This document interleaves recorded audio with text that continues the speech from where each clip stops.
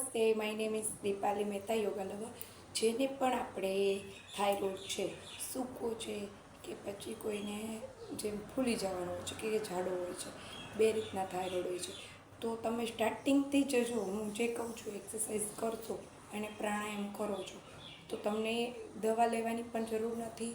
અને તમારો જે થાઇરોઇડની ગ્રંથિ ઉપર જે કામ પ્રાણાયામને યોગા એક્સરસાઇઝ કરે છે એ હું તમને કહું છું. તો late start with first exercise. બંને હાથ આ રીતના ધીમે ધીમે માથું નીચે લઈ જાઓ, જેટલું લઈ જાઓ એટલું, અને પછી hold and eye close. 10 second તક હોલ્ડ.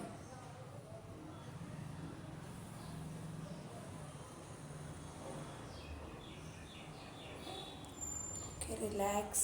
તમે 10 કાઉન્ટ કરજો. તમને રીતસરનું એવું લાગશે, ફીલ થશે અહીંયા કે તમારું આ જે આપણે થાય અહીંયા ગ્રંથિ જે છે એ તમારી એકદમ ખેંચાશે. જે આ એક્સરસાઇઝ કરવાથી આમ જેટલું આમ બને એટલું આમ સ્લોલી આગળ લઈ જવાનું. પછી આઈ ક્લોઝ, પછી ધીરે ધીરે અહીંયા લાવવાનું. ઓકે, પછી રિલેક્સ. એવું તમારે 3 ટાઈમ્સ કરવાનું, એટલે તમારે બેઝિક એક્સરસાઇઝ સ્ટાર્ટ થઈ જશે. પછી બીજો પ્રાણાયામ છે જે ઉજ્જૈન પ્રાણાયામ છે. તમે પદ્માસન ફાવે તો પદ્માસન, સુખાસન ફાવે તો સુખાસનની પલોઠીમાં પણ બેસી શકો. બંને હાથ જ્ઞાન મુદ્રામાં. ઊંડો શ્વાસ લેવાનો, શ્વાસ ગળામાં રોકી રાખવાનો, પછી ધીરે રહી જ્યાં સુધી હોલ્ડ થાય ત્યાં સુધી રોકી રાખવાનું, પછી ધીરે રહી છોડવાનું છે. ઓકે, લેટ સ્ટાર્ટ ઉજ્જૈન પ્રાણાયામ.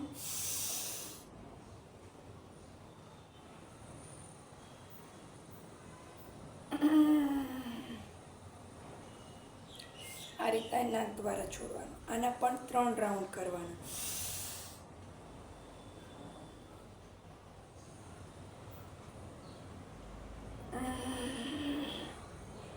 Okay, relax. પછી ફર્સ્ટ આસનાસ છે, જે આસન છે આપણે આ રીતના બંને પગ આ રીતના કરીને સૂઈ જવાનું. બોડીને ધીરે રહીને અપ કરવાનું.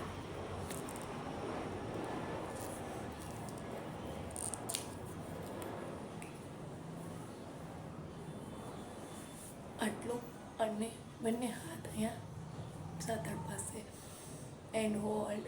જેટલું હોલ્ડ થઈ શકે એટલું. ફર્સ્ટ ટાઈમ હોય તો 10 ટાઈમ કાઉન્ટ કરવાનું અને હોલ્ડ.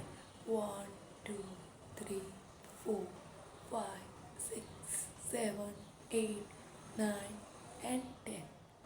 ઓકે, એકદમ ધીરેથી હાથના સપોર્ટથી માથું નીચું એન્ડ રિલેક્સ.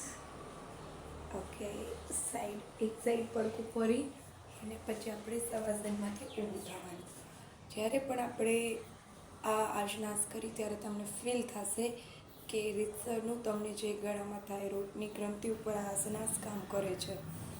કે આ હતા એક્સરસાઇઝ, આસન, અને એક આસન અને એક એક્સરસાઇઝ ને એક પ્રાણાયામ જ કીધેલું. ડેઈલી રૂટીન ઉપર તમે આ કરશો પછી તમે મને કોમેન્ટ બોક્સમાં જણાવજો તમને કેટલું બેનિફિટ્સ અને કેટલો ફાયદો થયો છે. બાય.